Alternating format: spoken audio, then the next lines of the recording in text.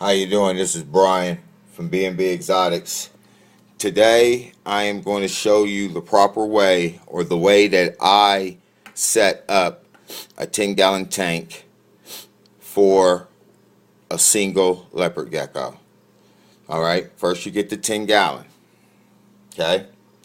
Then you want to purchase the heat for the leopard gecko. They need under tank belly heat. A lot of people go to the pet stores. They talk to these people at PetSmart, Jack's, anywhere, Petland, and they tell them, hey, overhead lighting, or they sell them something like uh, a light above to heat the gecko. Leopard geckos need under tank belly heat. They need belly heat to digest their food properly. So I purchased, this is a 10 gallon. You want to get a heater, under tank heater, that is for the 10 gallon, because you need that separation from hot to cool side. If the gecko goes over here, he gets hot, he heats up. Then say if he wants to cool off, if his temperature gets up or her temperature gets up, she can move over to the cooler side. You always want to have that level of hot, cool over here. Alright, you place the under tank heater under the tank. Do not place it inside the tank. You'll burn your gecko. You'll burn your gecko, and it'll probably die of heat exposure. Alright, so you place it up under. Then you want to get something that can keep the heat up or down. Something, because I noticed that these, if you just plug this into a socket, it can get up to like 120 degrees. Okay, 115 degrees. That is too hot for a leopard gecko. You need it to be anywhere between 88 and 90 degrees at all times on the heated side. So I purchased, they got many types of heat controls, rhinostats, all types of thermostats. I go to Lowe's and I get these right here, light dimmer. Okay, the light dimmer, you can get them for Lowe's for like under $10. You plug the heater into this, plug this part in the wall, then you control it with this, up, down, up, down. Alright, you want it to stay at least 90 degrees. 90 degrees to 88 to 90 degrees. Okay, once you get your heat right and how to take the temperature, sometimes you always have, you have to spend money to maintain these animals. Okay, it's not expensive, but you will need the proper tools to keep your leopard gecko in good health to where to thrive. I purchased a temp gun. Okay, you just point. You can get these I got mine from Sea Serpent's racks. Sea Serpent racks, reptile racks. Chris, he sold me this. He sold me a couple of my racks. But this is how it works. You just infrared, bam, 86 degrees. I had just unplugged this and it reads out 86 degrees. Just like that on the spot. You just push, hold, boom, and it reads 85 degrees. It's going down because it's unplugged. Alright, once you get your heat to 90 degrees, anywhere between 88 to 90 degrees, then you want to take paper towel. Don't use sand. I would suggest not using the Reptic carpet. First of all, sand can cause impaction. Whenever your gecko is eating and it's hunting for its food, say a cricket runs by, it goes to snatch the cricket, it takes in a little bit of sand. If it's licking itself, it takes in a little bit of sand. Before you know it, the sand has impacted the intestines, and the gecko cannot past its waist. It wouldn't be able to, you know, urinate, poop, everything. It would just be sitting there. You would just say it's like being constipated to the verge of death. You're not going to be able to pass nothing. You cannot relieve yourself, and you die from poisons. That's what happens to the leopard geckos. They get intestine impaction, and it's a horrible death. So that's why I don't use sand. I don't care what anybody says. Never sand. Most safest thing, plus the repti carpet. Every time the gecko goes to hunt, boom, he might snatch a little piece of the carpet, get stuck, pull out a tooth. Or when it's walking, its claws get caught up in the carpet, you know, pulls out his nails. So the safest thing to use would be paper towel. Okay? You rip off paper towel, heated side,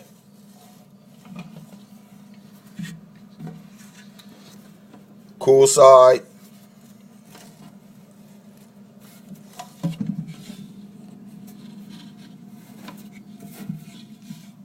just like that. All right? All right. Now you got the proper substrate. Okay? Heated side over here, cool side. Then you get those selective. You can either rip off a piece of paper towel, or they got those little selective sheets where you can just pull off like that much of them. They make them now to where they separate like a little square rectangle. I mean, like a square light. Okay, these are the perfect ones. You place another layer over the heated side, just like this. Okay? The reason why you double layer it like that is because that is where the humidity, where your gecko needs to shed, and that comes into play next. You get it squirt gun, you know, however you want to use your water, and you spray. Me, I use one of these right here. Okay? I spray it over the heated side. About, you know, to where it's not drenched, but it's damp. You don't want it drenching, but you want it at least damp enough to where the gecko is going to get, because next you're going to take one of your hides. You can go buy hides from any pet store, order them online. You take the hide, you stick it right over this, like so. All right, it's over the heated side. The reason why you sprayed it, because geckos need a moist hide. Some people, like when you're breeding, we'll get into that later on, once you start breeding, or, you know, housing more than one gecko, you need a moist box. But this is for a single Leo, not being bred, male, female, whatever. You place the hide over the heated side with the damp paper towel under. Okay, so when it heats up, it evaporates to the top of the hide. The gecko then, if it needs some water or needs to hydrate itself, it drinks the droplets that's on the top of the hide. I noticed they drink the droplets that is evaporated from the moist paper towel. Okay, then you place another hide over the cool side, like that. Okay, right there is the proper way, substrate, heating. We got all that down pat. 90 degrees, I say around room temperature, anywhere between 72 or 80 degrees over here, you're good. Next, you need calcium. Okay, calcium, I use the calcium with vitamin D3. Some people say too much vitamin D3 is toxic. I've never had a problem. I've talked to some of the most world-class breeders. They use vitamin D3. Never a problem. Okay? I usually use, you can order this online, indoor mineral oil. This right here with vitamin D3. All the vitamins and minerals all in one. Okay? Or there's different things out there. You can use Vionate. You can use Vionate. That is a well-known vitamin supplement that it's one of the top three. Okay? Also, I use Flukers. This is the vitamin, all the minerals with beta carotene. Okay? And pure calcium. Exoterra.